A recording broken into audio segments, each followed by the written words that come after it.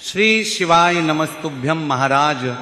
जैसा कि हम सबको पता है कि 15 फरवरी को आने वाली है महाशिवरात्रि और इस दिन हम सभी को करना है पार्थिव शिवलिंग का पूजन। तो महाराज ऐसे में आज हम जानेंगे कि जो पार्थिव शिवलिंग है उसे हमें कब और कैसे बनाना है और पूजन से कितने समय पहले इसे तैयार करके रखना है, यानी कि सुबह बनाना है या शाम को बनाना, दोपहर में कब बनाना है। इसी के साथ महाराज जब भी मिट्टी से शिवलिंग का निर्माण किया जाता है तो इसके अंदर कुछ सामग्रियां भी मिलाई जाती हैं। यदि आप सभी भी पार्थिव शिवलिंग बनाते समय मिट्टी में यदि यह सामग्रियां डाल करके पार्थिव शिवलिंग निर्माण करते हैं तो महादेव आपसे बहुत ही अधिक प्रसन्न होते हैं। साथ ही साथ जानेंगे कि स्त्रियों को पार्थिव शिवलिंग का निर्माण करना है या नहीं। तो महाराज महाशिवरात्रि आने से पहले इस वीडियो को ध्यान से देख लो, क्योंकि महाशिवरात्रि का पर्व साल में केवल एक ही बार आता है। लेकिन उससे पहले मेरी जो भी माताएं बहनें इस वीडियो को देख रही हैं तो इस महादेव की वीडियो को आप लाइक करें और चैनल को सब्सक्राइब जाएगा है करें और कमेंट बॉक्स में ओम नमः शिवाय या हर हर महादेव जरूर लिखें। तो देखिए महाराज, सबसे पहले हम बात करते हैं कि हमें शिवलिंग बनाने के लिए कौन सी मिट्टी का प्रयोग करना है। तो महाराज सबसे पार्थिव शिवलिंग की बात करते हैं कि पार्थिव शिवलिंग आपको बनाना कब है। देखिए आप सभी जानते हैं कि 15 फरवरी रविवार को है महाशिवरात्रि और इसी दिन आप सभी को भी पार्थिव शिवलिंग का पूजन करना है। अब महाराज ये जो पूजन है ये ऑनलाइन नहीं करवाया जाएगा, लेकिन जो भी इस महाशिवरात्रि पार्थिव शिवलिंग का पूजन करने वाले हैं तो उन्हें संपूर्ण विधि इस चैनल के माध्यम से बताई जाएगी। इससे पहले आप सभी को पूजन की एक एक सामग्री अच्छे से बता दी गई है, तो उसे भी आप एक बार जरूर देखें। तो महाराज आपको ये जो पार्थिव शिवलिंग है इसे 15 फरवरी को ही तैयार करके इसे सुरक्षित रख देना है और ऐसी जगह रखना है ताकि अच्छे तरीके से ये सूख जाए। क्योंकि जब आप 15 फरवरी की शाम पूजन करोगे और इस पर जब जल चढ़ाओगे, दूध चढ़ाओगे, दही चढ़ाओगे तो क्या होगा, अगर पार्थिव शिवलिंग गीला होगा तो तुरंत टूट जाएगा। इसीलिए आप एक दिन पहले या फिर 15 फरवरी में सुबह के टाइम पर इस पार्थिव शिवलिंग को बनाना, जिससे जो पार्थिव शिवलिंग का निर्माण आपने कर रखा है वो अच्छे तरीके से हो जाए और वो अच्छे से सूख जाए और कुछ भी आप चढ़ाएं तो शिवलिंग टूटने ना पाए हैं। अब महाराज बात करते हैं कि जो पार्थिव शिवलिंग हम बना रहे हैं क्या उसमें सर्प बनाना जरूरी है, यानी कि सांप बनाना जरूरी है। तो इसका जवाब है नहीं महाराज। यदि आप शिवलिंग पर सर्प बनाते हो तो बहुत अच्छी बात है, नहीं भी बनाते हो तो कोई दिक्कत वाली बात नहीं है।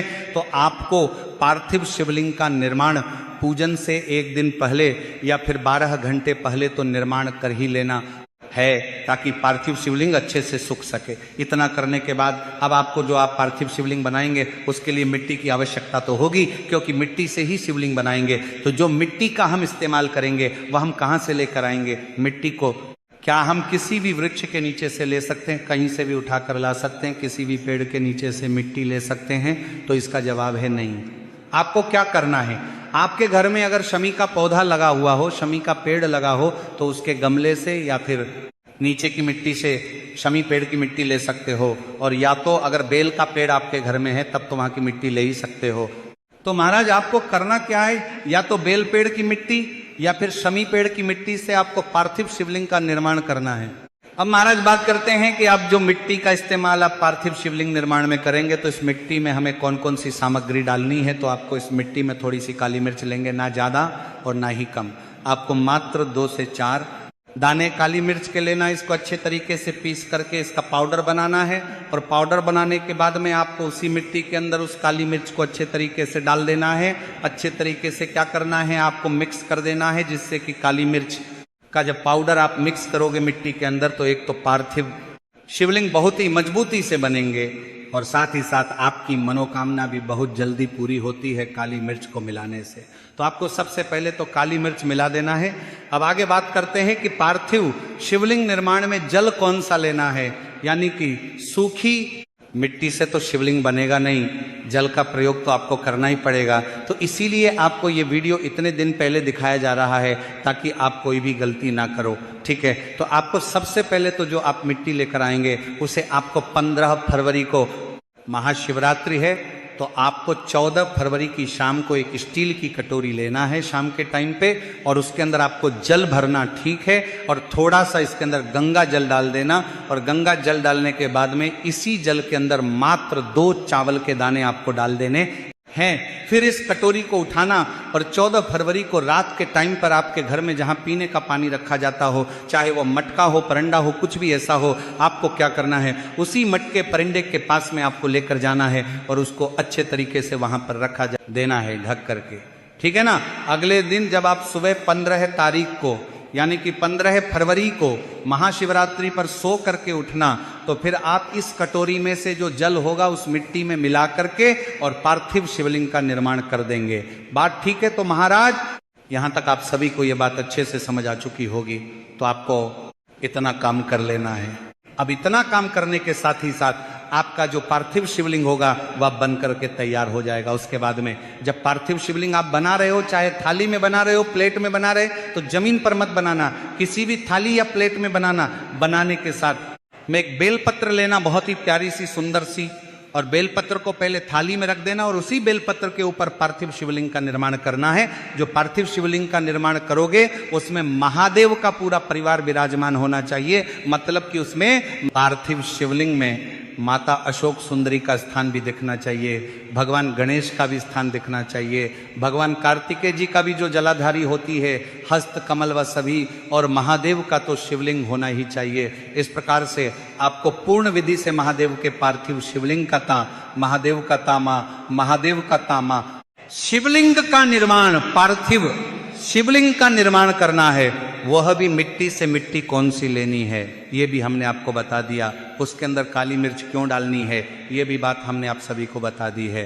तो यहाँ तक तो आपको ये सारी चीजें आपको समझ में आ गई है। जब पार्थिव शिवलिंग का निर्माण आपके घर में हो जाए, यानी कि जब भी आपका पार्थिव शिवलिंग बन जाए तो बेलपत्र के ऊपर, तो उसके बाद में महाराज आप सभी के घर में पीला चंदन तो होगा ही, तो इससे आपको शिवलिंग जो आपने पार्थिव शिवलिंग का निर्माण किया है इस पर त्रिपुंड का निर्माण भी कर देना है। जैसे सामने आपको इमेज में दिखाई दे रहा है, इसी प्रकार से आपको भी त्रिपुंड का निर्माण कर लेना है। अब हम लोग बात करने जा रहे हैं कुछ और चीज़ों की। देखिए महाराज, कल हमने आपको पूजन सामग्री बताई थी, तो जब भी आप ये पूजन करेंगे यानी कि 15 फरवरी महाशिवरात्रि पर प्रदोष काल के समय में, तो क्योंकि सावन शिवरात्रि पर हम सभी एक साथ और एक समय पर यह पूजन करते हैं, लेकिन महाशिवरात्रि पर यह पूजन ऑनलाइन नहीं करवाया जाता है। लेकिन आपको क्या करना है, या तो आप सावन शिवरात्रि के पूजन को अपने मोबाइल और अपने टीवी में यूट्यूब के माध्यम से चलाकर भी यह पूजन कर सकते हैं, या इस चैनल के माध्यम से भी आप ये जो महाशिवरात्रि का पूजन है इसे कर सकते हैं। समय की बात करें तो समय आपको विशेष ध्यान रखना है कि महाशिवरात्रि पर शाम 6 बजे से रात्रि 9 के बीच इस पूजन को तो आपको करना ही है। इससे लेट आपको यह पूजन नहीं करना है।